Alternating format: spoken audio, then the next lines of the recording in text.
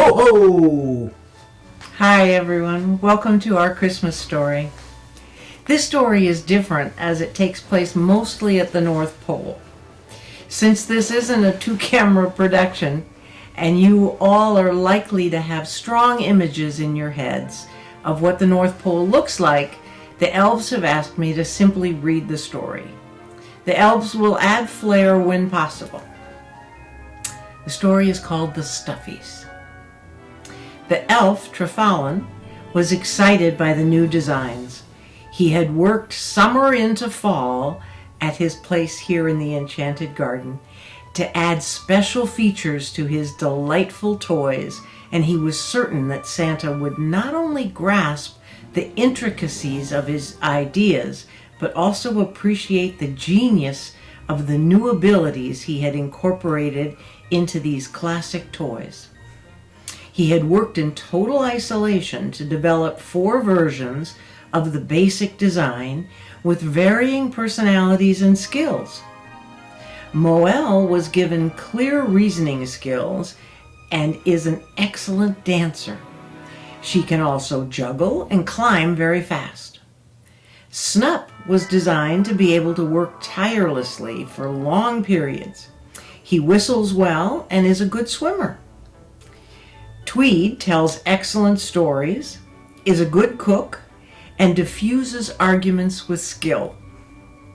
Finally, Abussie has a good sense of humor, is an accomplished carpenter, possesses a fine color sense, and has a wonderful singing voice.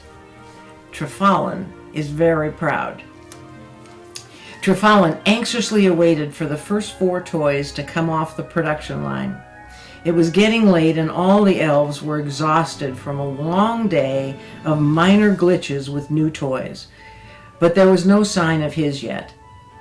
The stress of looming deadlines had them all on edge, when who should walk in but Santa, who appeared to be having a bad day. Oh, ho, ho, ho! Thunder rumbled and roared across the skies. Great, a storm was coming in fast. The windows rattled and rain blasted the factory from every angle, seemingly at once. This was shaping up to be a bad night. Out of the corner of his eye, Trefallan spotted a furry foot followed by the body and head of the first of his new toys. He rushed over to the line and picked up the bear. He ran his hands over the body, checking for flaws. Soft, cuddly, adorable, check, check, and check. The next one was followed by the other 2. Trefallan did a once-over on them all and turned to Santa. "Sir, we have the prototypes here for your inspection." "What am I looking at, elf?"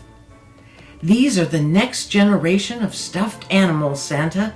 They are smart toys programmed with personalities and abilities that will engage, teach, and delight all ages of human children." A huge clap of thunder shook the building and rattled the windows. The lights flickered off briefly. Abussie fell off the assembly line onto the floor at Santa's feet. He bent to pick it up. Trefallan hastened to collect her and turn her on. "Let me demonstrate with this one, Santa. What's your favorite carol? She'll sing it for you." "I don't have time for that," Santa said gruffly. "Besides, we've had singing dolls for generations." "Right, of course. Well, she could also repair your sleigh, as she's an excellent carpenter." "I have people for that, son." Santa turned away. "If that's all you've got, I still have a list of chores that Mrs. Claus is after me about." Another clap of thunder hit along with a bolt of lightning. Current ran through the line and zapped the prototype bears. Trefallan was earnestly expounding how smart the bears were and how much fun the children would have interacting with them, but he was losing Santa's interest. While they were talking, Moelle had slipped up to Santa and braided his beard while standing tucked under his tummy. Snup was busily taking apart each toy as it came off the production line. He was working very efficiently while whistling a happy tune. Abussie was removing the on and off switches from every tool she could get her hands on. Tweed had gathered all of the available workers and was regaling them with stories, so no work was getting done. Santa and Trefalin looked around at the chaos. Trefalin was mortified. Santa shouted above the din, "If you want to impress me, now is the time. Get those blasted toys under control." Trefalin keyed in a series of commands, but the bears failed to respond. I don't understand. I turned them off. They should be on the ground." "Don't you have a kill switch?" growled Santa. "I just used it, sir," squeaked Trefalin. Santa was growing red in the face when Tweed popped up and tweaked Santa's braided beard insistently, intoning, "Before you say something you'll regret later, it might be helpful to make an I statement. This usually prevents a disagreement from becoming heated." Then he winked at Trefalin while undoing Santa's belt, whose pants immediately puddled around his boots. Tweed shot past the shocked group and zipped around the corner. Santa looked like he might spontaneously combust. Everyone took one giant step back from Santa.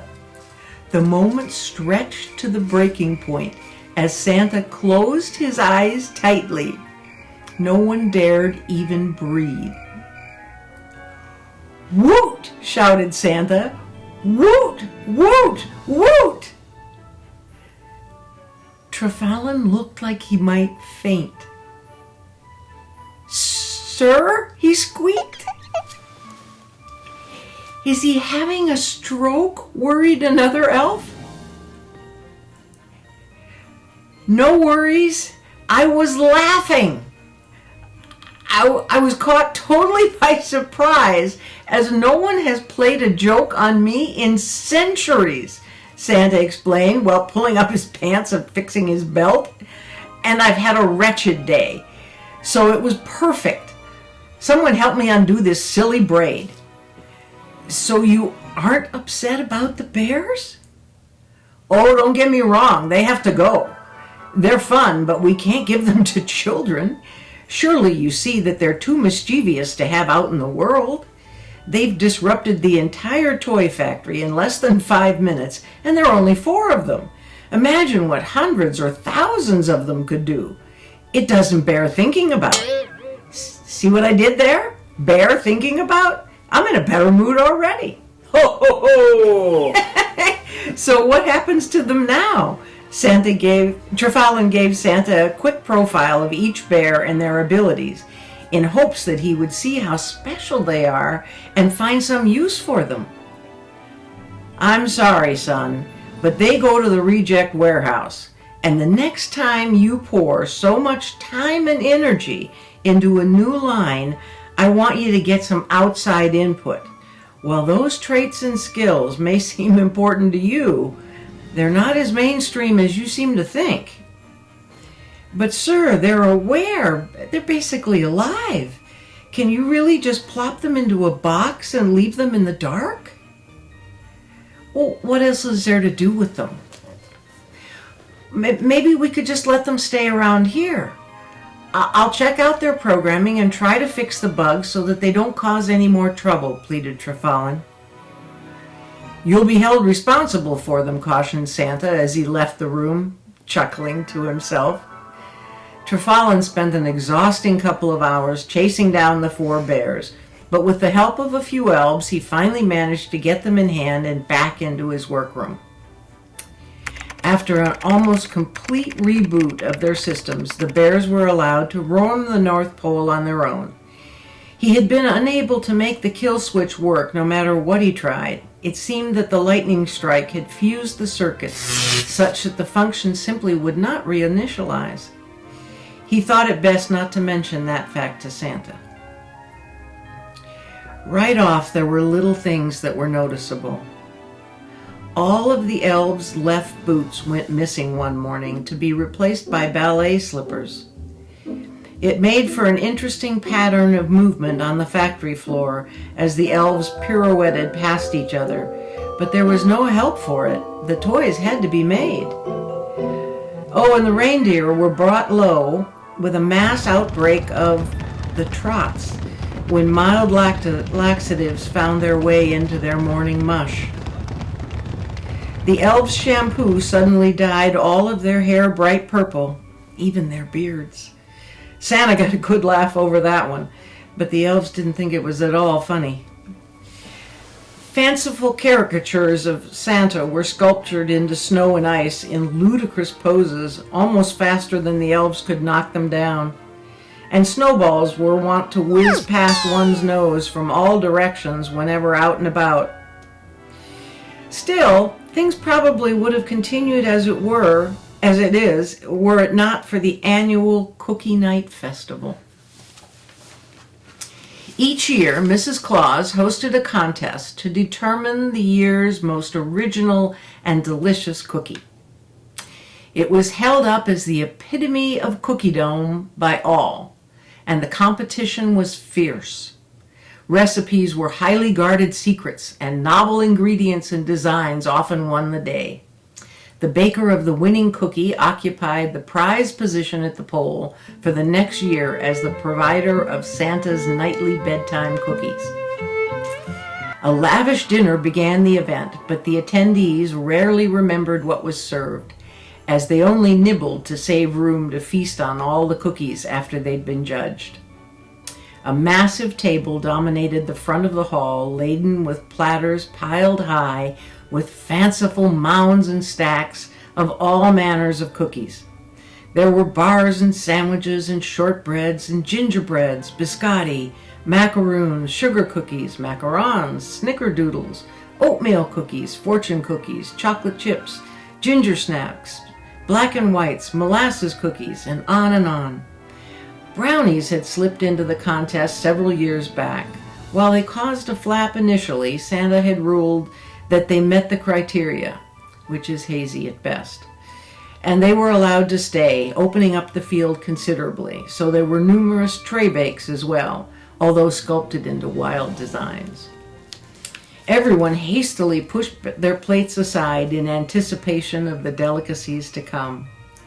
Mrs. Claus opened the contest by running down the list of entries, with each earning a polite ho ho, as was the custom. Yeah, you missed your line there. Ho ho ho!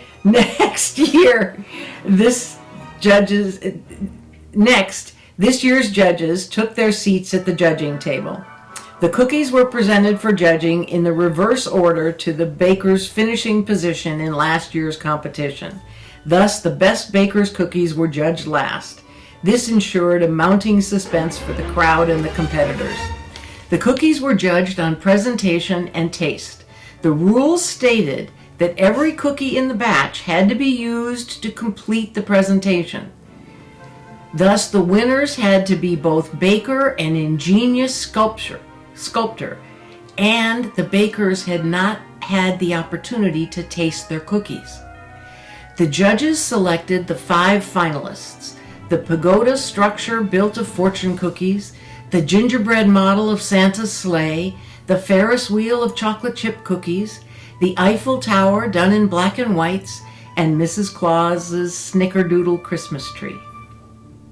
The tasting part of the competition began with high expectations, but disaster struck quickly.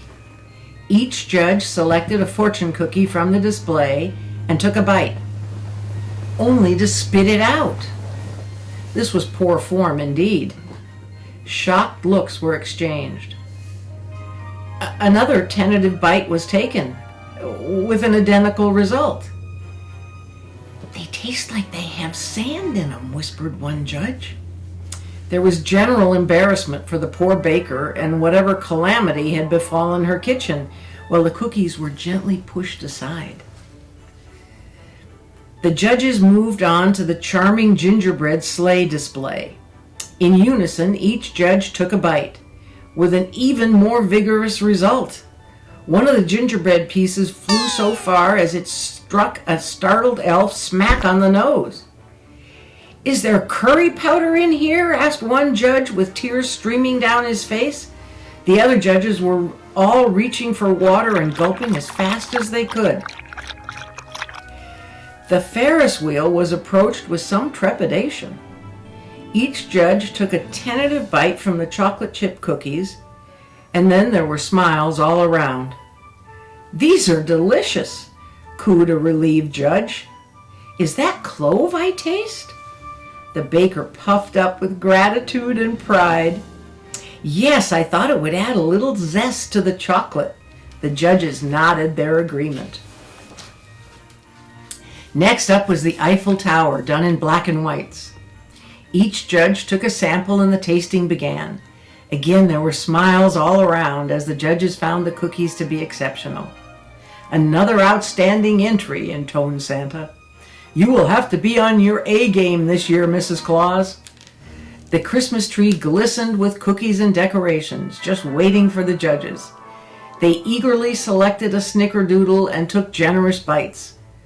Santa's mouthful was airborne for what seemed like minutes before sticking to the chandelier. Other bites flew in every direction. He started pawing at his tongue. "Honor, honor," he yelled. The other judges were frantically scratching their tongues.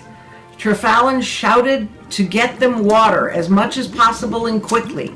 He dreaded what was to come, but thought he might know what was happening. He ran to the kitchen and loaded up 2 bowls to overflowing with ice and headed back out to the judges. They were in agony.